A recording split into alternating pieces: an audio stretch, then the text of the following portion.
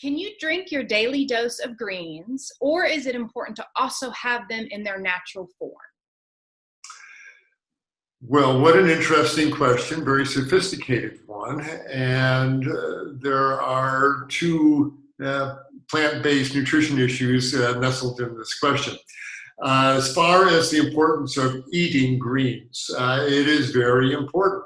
There are so many good things in greens, calcium, magnesium, etc.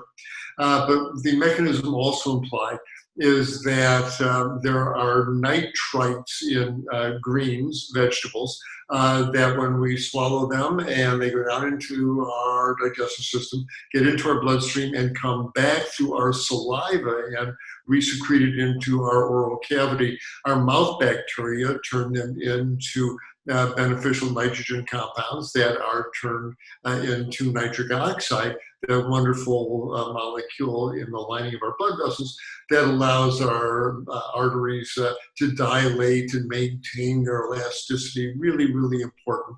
And this is just part of the natural cycle of us being connected with our food and the natural world there and our oral microbiome.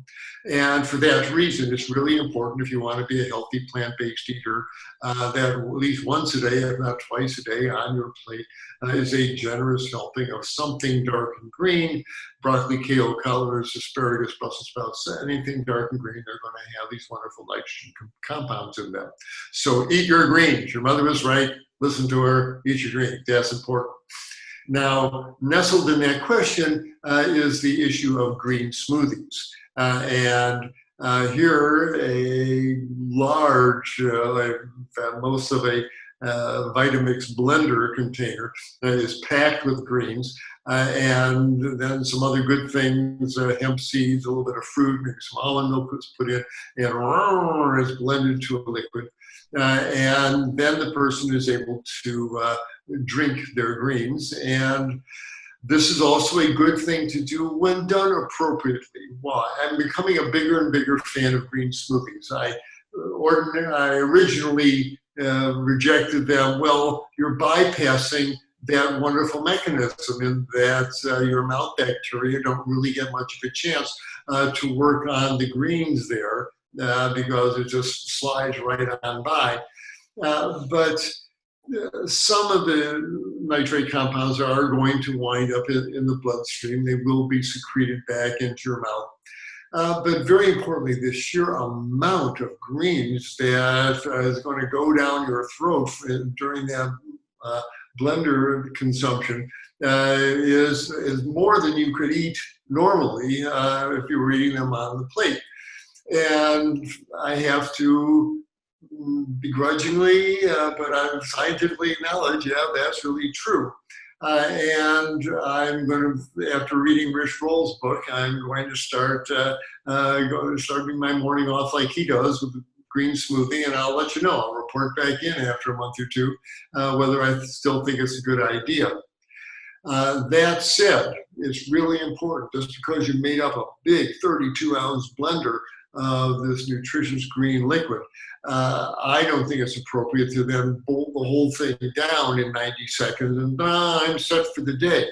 There is nothing physiologic about dumping 32 ounces of potassium and fructose down your gullet all at once. No other animal does that, and they haven't checked potassium levels after someone does that, but I suspect it might be fairly high. And there's no need to do that, and you don't want to.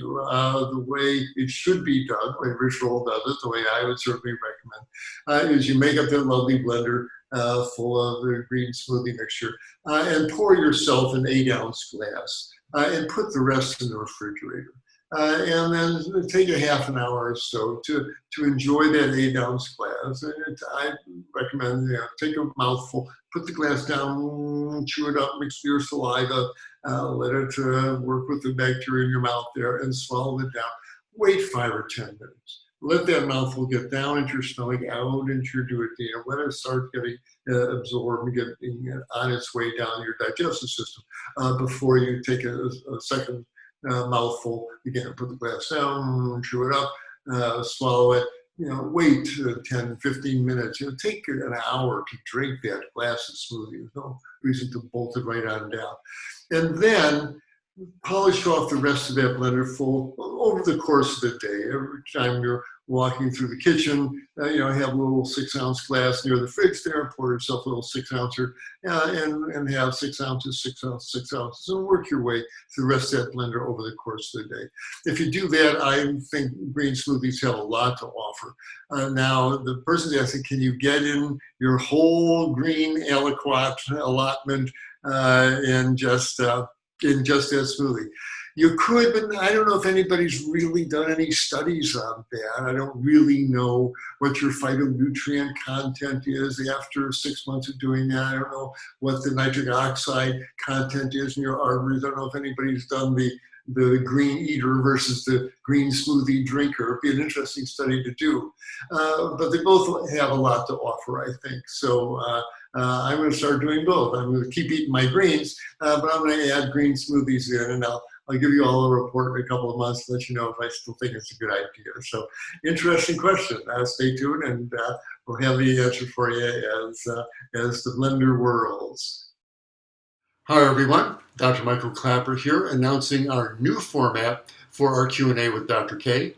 Each day, Annie Hagen will be asking me one question that's been sent in by our viewers. So if you want to see if your question is getting answered, do join us for our daily Q&A with Dr. K right here. Hope to see you then.